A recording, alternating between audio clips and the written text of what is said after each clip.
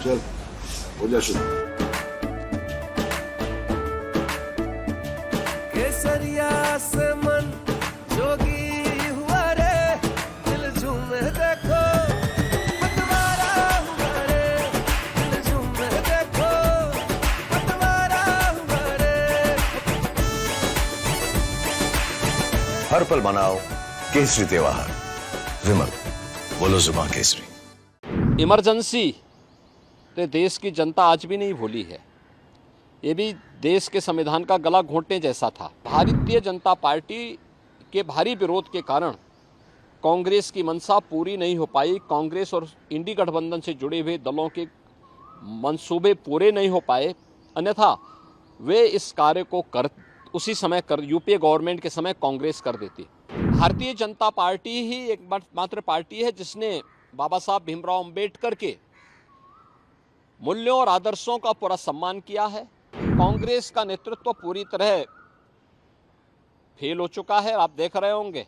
देखिए, इससे बड़ा सफेद झूठ दूसरा नहीं हो सकता है। कांग्रेस, समाजवादी पार्टी और इंडी गठबंधन से जुड़े हुए जो दल हैं, इनके इतिहास के बारे में भी हर व्यक्ति जानता है।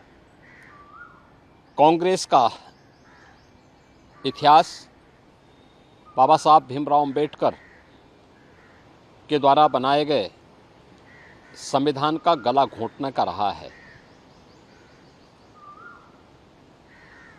1950 में देश का संविधान लागू हुआ और कांग्रेस ने लगातार अभिव्यक्ति की स्वतंत्रता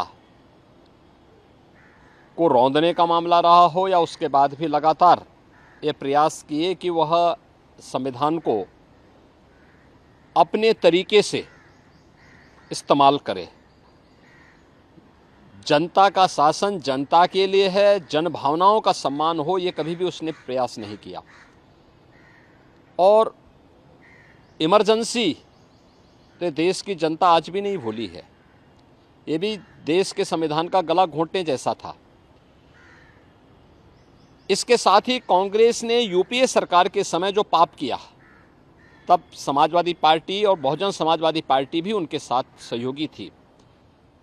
जब उसने अनुसूचित जाति, जनजाति और पिछड़ी जाति के हकों पर डकैती डालने के लिए, सेंधमारी करने के लिए उस समय जस्टिस रंगनाथ मिश्रा कमेटी और सच्चर कमेटी का गठन करके देश भर में संविधान विरोधी कार्य करते हुए धर्म के आधार पर आरक्षण देने का कुत्सित प्रयास किया था। इसके लिए इन्होंने माध्यम बनाया कि 27% जो पिछड़ी जाति के लोगों को मिलने वाला आरक्षण है, उस आरक्षण में 6% पिछड़ी जाति के लोगों को हिस्सा काट करके दे दिया जाए।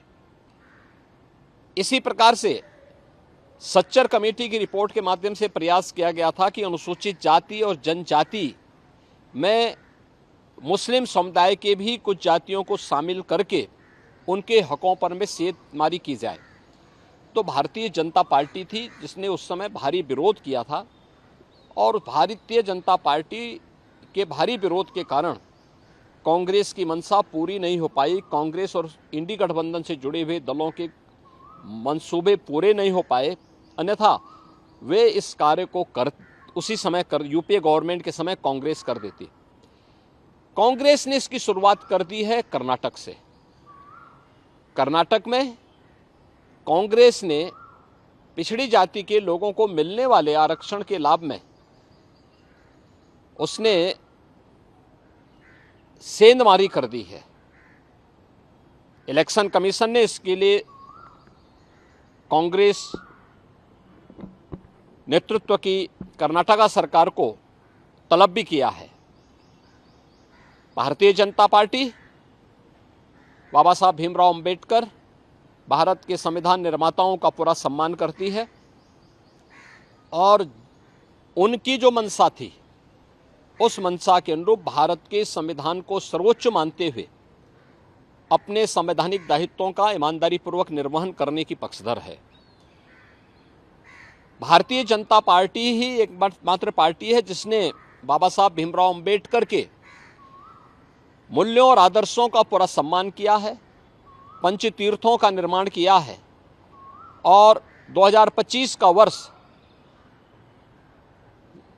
राष्ट्रीय जनजाति गौरव वर्ष के रूप में मनाने का भी निर्णय भारतीय जनता पार्टी ने अपने संकल्प पत्र में भी इस बात को कहा है।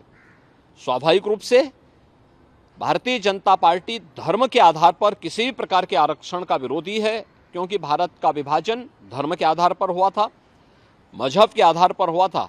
भारतीय जनता पार्टी इसका विरोधी है, लेकिन अनुसूचित जाति, जनजाति और पिछड़ी जाति को मिलने वाले आरक्षण के लाभ का पूरी तरह पक्षधर है और भारतीय जनता पार्टी हमेशा इस व्यवस्था को लेकर के आगे बढ़ेगी। सर, हम ये कह सकते हैं कि कांग्रेस किसी एक राजनीतिक एजेंडे के तहत इस मामले को उठा रही है ताकि वो देखिए, कांग्रेस का नेतृत्व पूरी तरह फेल हो चुका है। आप देख रहे होंगे कि उनके लोग जब अपने स्वयं के नेतृत्व पर विश्वास न होने के कारण लगातार कांग्रेस के प्रत्याशी भी फील्ड छोड़ करके भाग रहे हैं। कहीं उनके प्रदेश अध्यक्ष इस्तीफा दे रहे हैं, कहीं पे उनके घोषित प्रत्याशी स्वयं अपनी प्रत्याशिता वापस लेकर के भारतीय जनता पार्टी के सदस्यता ग्रहण कर रहे हैं और कहीं पर वे अपनी जानबूझ करके अपने नामांकन प्रपत्रों को अधूरा भरने का काम कर रहे हैं।